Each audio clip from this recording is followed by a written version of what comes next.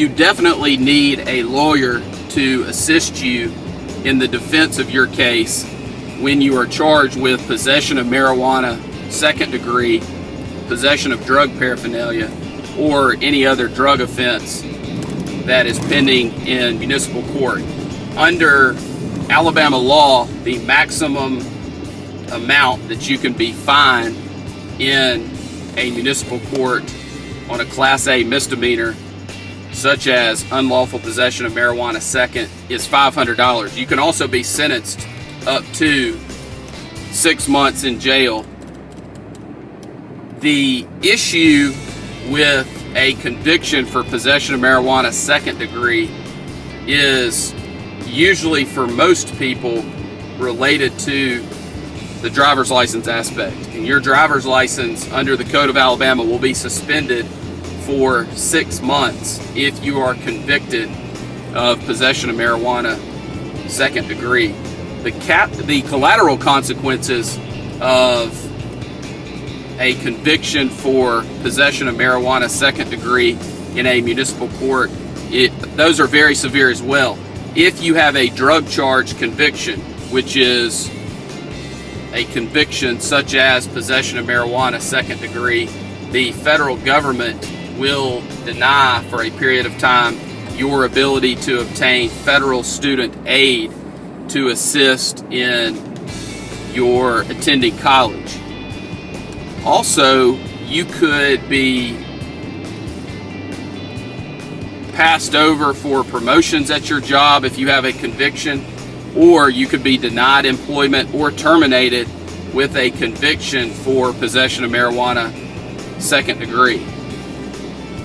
In addition, if you have a professional license, it is very, very, very important that you understand that if you are convicted of a drug offense, depending on what your board requires, you will likely be required to notify your board either immediately or on renewal that you have been convicted of a drug offense. It's very, very, very important that you do everything within your power on the front end to avoid a conviction so that you can protect your professional license.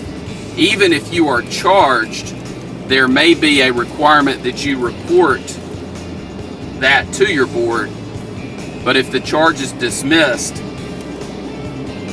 you will not suffer any of the other collateral consequences, and you may not be subject to discipline by the board that issued your license. There is no question that you need counsel when dealing with any drug charge, but especially possession of marijuana second. The other drug charge I want to talk to you about is possession of drug paraphernalia. On any traffic stop or any encounter with the police, if they find something that could be construed to be used to make or cultivate or use any type of drug, they can charge you with possession of drug paraphernalia.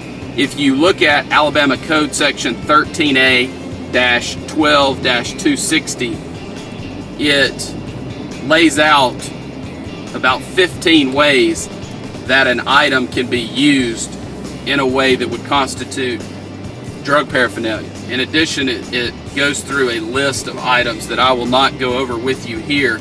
The bottom line is, if you are charged with possession of drug paraphernalia and you feel like you are wrongfully charged, or the item was in your possession not for use as drug paraphernalia, then it is something that we need to be aware of so that we can bring that up through the negotiation process in an effort to settle the case, or through the trial process.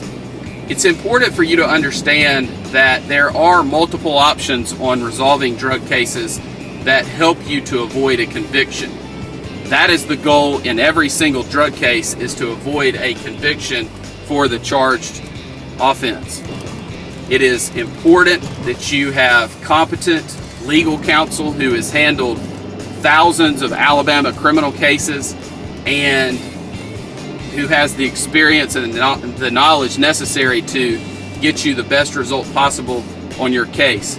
We are members of the Alabama Criminal Defense Lawyers Association, the National Association of Criminal Defense Lawyers. I am also a member of the Texas Criminal Defense Lawyers Association. And those things are important because we are able to stay in touch with other lawyers around the country and also read and review publications about drug offenses and the defenses available. It's just very important that you have somebody who is knowledgeable and experienced in all aspects of the case, including the collateral consequences issue.